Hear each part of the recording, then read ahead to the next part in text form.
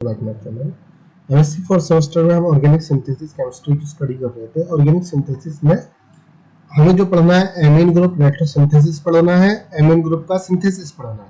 किसके retrosynthesis reaction को भी दिखाइए, सिंथेसिस रिएक्शन को भी दिखाइए।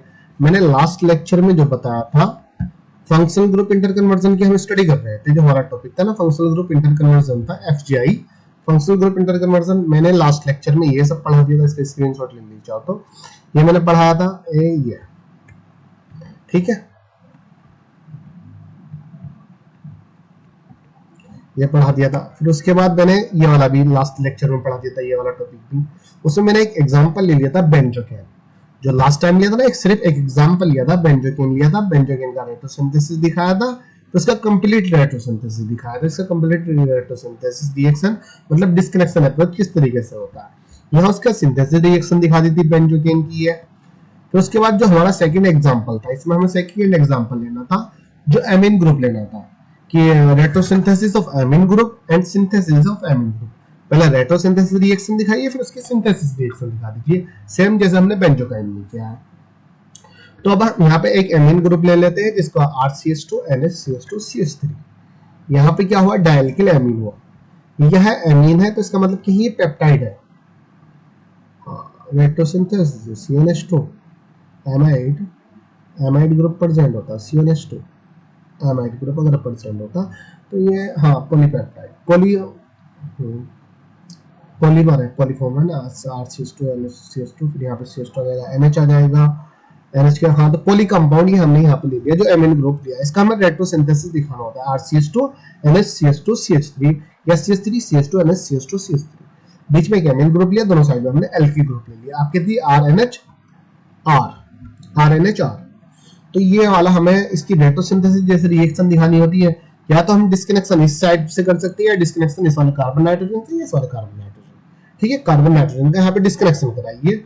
अब रेट्रोसिंथेसिस रिएक्शन में हमारा कंपाउंड हुआ, वो कह रहा है कि किन रिएक्टेंट के द्वारा मिलकर बना हुआ है बताइए। उसके लिए हमें डिस्कनेक्शन कराना पड़ रहा है, तो डिस्कनेक्शन हम कुछ एरो के द्वारा दिखाते हैं। जैसे हमने डिस्कनेक्शन दिखाया नाइट्रोजन में पॉजिटिव, कार्बन पे नाइट्रोजन में नेगेटिव चार्ज, कार्बन में पॉजिटिव चार्ज, जिसकी वजह से क्या बने, सिंथन्स बने। जब पॉजिटिव नेगेटिव चार्ज आ गया उसके बाद जो कंपाउंड बना यहाँ यह बन गया कि NH जो NH नेगेटिव था वो NH2 में कन्वर्ट हो गया, जो CH2 पॉजिटिव था वो वहां पे क्लोरीन अटैक कर दिया, जिसकी वजह से एथिल क्लोराइड और एल्किल एमीन यहाँ पे बन गया। इसको सिंथेटिक इक्विवेलेंट नाम दिया गया। लेकिन वो कह रहा है कि क्योंकि हम फंक्शनल ग्रुप इंटरकन्वर्जन में ये स्टडी कर रहे थे कि एल्किल का रेट्रोसिंथेसिस दिखाई, जो एमीन ग्रुप उसकी रेट्रोसिंथेसिस रिएक्शन दिखाइए और सिंथेसिस रिएक्शन दिखा दीजिए। अब जो हमारे पास एल्किल एमीन बना है, क्लोरोएथिल जो बना है, ये अनस्टेबल है, ये बहुत ज्यादा रिएक्टिव है कंपेयर टू दिस कंपाउंड। इस कंपाउंड से भी ज्यादा रिएक्टिव होता है, जिसका फाइनल एकदम से ये फ्री बना लेगा। तो इसको लेस रिएक्टिव बनाने के लिए हमें फंक्शनल ग्रुप इंटरकन्वर्जन करना पड़ेगा। फंक्शनल ग्रुप इंटरकन्वर्जन जैसे हम करेंगे, फंक्शनल ग्रुप इंटरकन्वर्जन क्यों करना पड़ेगा, क्योंकि जब ये मॉलिक्यूल सिंथेसाइज हुआ था ना, तो कहीं ना कहीं फंक्शनल ग्रुप का इंटरकन्वर्जन हुआ था। ये वाला जो कोई सा ग्रुप यहाँ पे इनका फंक्शनल ग्रुप का एक्सचेंज हुआ था, एमीन ग्रुप तो हमें करना नहीं है। तो यहाँ पे जो एल्किल ग्रुप है, एल्किल ग्रुप का फंक्शनल कन्वर्जन मतलब फंक्शनल ग्रुप इंटरकन्वर्जन हुआ था जो एल्किल ग्रुप था। और वो कैसे हुआ आप देखते हैं, यहाँ पे हम रेट्रोसिंथेसिस रिएक्शन को पूरा दिखाते हैं। ये हमने पूरा कंपाउंड एमीन ग्रुप ले लिया, यहाँ पे RCH2 NH यहाँ पे हमने ले लिया। अब इसका जैसे हमने रेट्रोसिंथेसिस डिस्कनेक्शन अप्रोच कराते हैं, जैसे हम इस कंपाउंड का डिस्कनेक्शन हम कराते हैं, इस कार्बन नाइट्रोजन के द्वारा यहाँ पे डिस्कनेक्ट कर दिए, यहाँ पे डिस्कनेक्ट कर दिए। अब जैसे हम डिस्कनेक्ट करते हैं वही सेम कंपाउंड हमें मिलना होता है, सेम कंपाउंड। तो क्या होता है कि सेम कंपाउंड नहीं मिलता है, उससे पहले जो एल्किल ग्रुप होता है ना, एल्किल ग्रुप का फंक्शनल ग्रुप में इंटरकन्वर्जन होता है, एल्किल ग्रुप कीटो ग्रुप में कन्वर्ट होता है, जिसकी वजह से ये पता चलता है कीटो ग्रुप का रिडक्शन हुआ था, रिडक्शन के बाद एल्किल बना था। जो एल्किल ग्रुप है ना, ये एल्किल का क्या हुआ था, क्योंकि CH3CO NH2, ये वाला ले लीजिए, CH3CO NH2। ये वाला ले लीजिए, NH2CO, CH3CO NH2 फिर NH NH के बाद CH2 CONH, एक एल्किल ग्रुप, एक CnH2।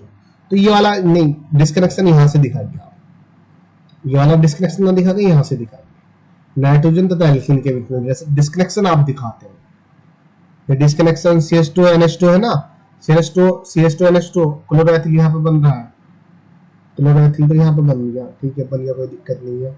लेकिन जो एल्किल ग्रुप है ना, एल्किल ग्रुप से यहाँ से डिस्कनेक्शन दिखाई दिया।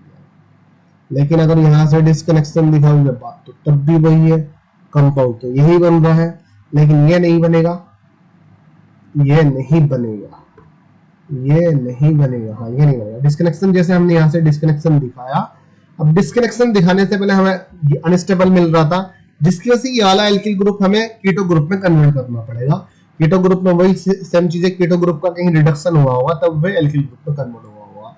तो यहाँ पे RCONH CH2 CH3 या CH2R, ये वाला यहाँ पर ये कंपाउंड ये बन गया। RCH2 यहाँ पे RCO लगा लीजिए, यहाँ पे NH लगा दिया, CH2 यहाँ लगा दिया, तो ये एमाइड कंपाउंड बन गया। CH3CONH CH2 CH2CONH, फिर उसके बाद CH2 आ जाएगा, फिर CONH आ जाएगा, तो जिसकी वजह से एमाइड कंपाउंड, ये एमाइड पॉलीमर बन जाएगा। एमाइड कंपाउंड यहाँ पे हो रहा है ना, एमाइड यहाँ पे CO, ये CO यहाँ पर ना लेगी, यहाँ नहीं, इस वाले जो एमिन ग्रुप है, एमिन ग्रुप से पहले ले लीजिए। ये भी हो सकता है, पॉसिबिलिटी दिखा सकता है, लेकिन एमाइड जो बनता है ना, CH3CONH2 एथिलामाइड, CH5CONH2 benzamide, CH3CONH2 acetamide, mostly acetamide amide group ये तो होता है CONH2, जो एमाइड ग्रुप होता है CONH2 होता है। तो नाइट्रोजन से पहले कार्बोनिल ग्रुप आना चाहिए ना, तो इससे यहाँ से हाइड्रोजन निकलेगी, तो यहाँ पे कार्बोनिल ग्रुप ये वाला यहाँ पे लीजिए, कार्बोनिल ग्रुप, ओके। तो ये क्या हुआ, एमाइड में कन्वर्ट हुआ। अब ये कह रहा है कि अब इसका डिस्कनेक्शन अप्रोच जब आप करा, तो ये वाला जो कीटो ग्रुप यहाँ पर जो है, इसका डिस्कनेक्शन यहाँ से करा दिए, कीटो ग्रुप अलग आ जाए, NH ग्रुप अलग आ जाए, वही सेम चीज है, कीटो पे पॉजिटिव आ जाएगा, NH पे नेगेटिव आ जाएगा। जो CO ग्रुप है ना, यहाँ पे CH2 लिख दीजिए, CH2 की जगह CO कर दीजिए। डिस्कनेक्शन इस वाले कार्बन कीटो ग्रुप और नाइट्रोजन के बीच में जब आप दिखाओगे, CO पे पॉजिटिव चार्ज, NH पे नेगेटिव चार्ज आएगा। NH पे नेगेटिव चार्ज की वजह से इस पे हाइड्रोजन अटैक करता है, CO पे पॉजिटिव की वजह से क्लोरीन अटैक करता है, जिसकी वजह से हमें सिंथेटिक इक्विवेलेंट ये देखने को मिलते हैं। जो सिंथेसिस मिलेंगे, कौन से मिलेंगे, RCO एसिटो ग्रुप पे पॉजिटिव चार्ज होगा, जो सिंथेसिस होगा कैटायनिक सिंथेसिस होगा, NH पे नेगेटिव चार्ज होगा, NHCH2R, ये नेगेटिव सिंथेसिस होगा। नेगेटिव सिंथेसिस पे पॉजिटिव अटैक करेगा, पॉजिटिव पे नेगेटिव अटैक करेगा, जिसकी वजह से एसिटिल क्लोराइड और एमीन ग्रुप हमें यहाँ पर मिल रहा है, जिसको हम सिंथेटिक इक्विवेलेंट भी कहते हैं, रिएक्टेंट भी कह सकते हैं। अब इसी का जब सिंथेसाइज दिखा देना है, इसी ग्रुप का जब सिंथेसाइज दिखाओगे तो फाइनली हमें एमीन ग्रुप मिल जाएगा, जिसे जो फंक्शनल ग्रुप इंटर कन्वर्जन कहा जाता है। फंक्शनल ग्रुप यहाँ पे एल्किल ग्रुप का फंक्शनल ग्रुप इंटर कन्वर्जन हुआ है। जब सिंथेसिस कराई गई तो कार्बोनिल ग्रुप का इंटर कन्वर्जन हुआ था, कार्बोनिल ग्रुप एल्किल ग्रुप में कन्वर्ट हुआ था। जब रेट्रोसिंथेसिस दिखाई गई तो एल्किल ग्रुप कीटो ग्रुप में कन्वर्ट हुआ, ठीक है ना। अब जब हम सिंथेसिस रिएक्शन दिखाते हैं, अब इसको कहते हैं कि ये कंप्लीट रेट्रोसिंथेसिस रिएक्शन होती है, ये वाली इनकम्प्लीट होती है, अच्छी गुड रिएक्शन नहीं होती है। जो रेट्रोसिंथेसिस रिएक्शन होती है गुड नहीं होती है, इसको अच्छा बनाने के लिए हमें फंक्शनल ग्रुप इंटर कन्वर्जन करना होता है। यहाँ पे हमने सिंथेसाइज दिखा दिया, सिंथेसाइज वो सेम ही है, कुछ अलग नहीं है सिंथेसिस रिएक्शन में। ये अब सिंथेसिस ये वाला एरो यहाँ से दिखा दिया, forward direction. Acetyl chloride amine के साथ निकल रिएक्शन करता है तो यहाँ से हाइड्रोजन क्लोराइड निकल जाता है, जिसकी वजह से हमें कंपाउंड ये मिल जाता है। ये यहाँ पे कंपाउंड हमें मिल गया NHCO। अब जो क्योंकि ये इसी साइड में लिख रहा है, क्योंकि डिस्कनेक्शन में ना, अगर ये वाला एसिटिल क्लोराइड यहाँ पे लिखोगे CH3COCl और ये NH2 इस साइड में लिखोगे तो वही एसिटो कंपाउंड यहाँ पे मिल जाएगा। तो ये वाला कंपाउंड हमें मिल गया एमाइड।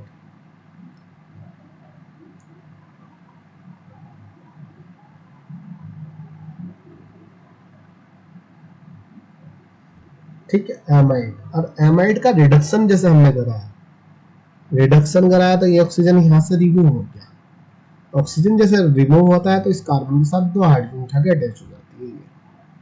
तो फाइनली हमें एमीन कंपाउंड मिल जाता है। यहाँ पे सिंथेसिस हमने इस तरीके से दिखा दिया।